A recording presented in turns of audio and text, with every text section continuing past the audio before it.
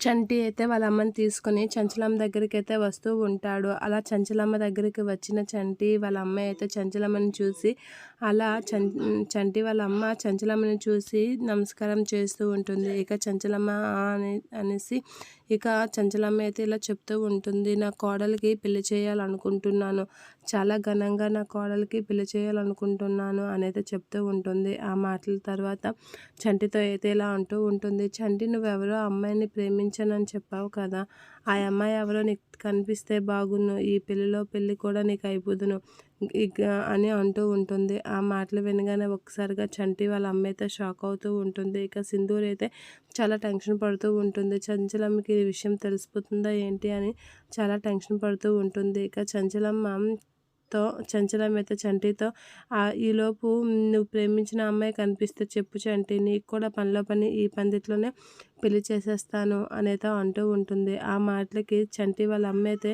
పెళ్ళైపోయిన ఆవిడకి పెళ్ళేంటమ్మా అనేది అంటూ ఉంటుంది. ఆ మాటలు వినగానే ఒక్కసారిగా షాక్ అవుతూ ఉంటుంది చంచలమ్మ.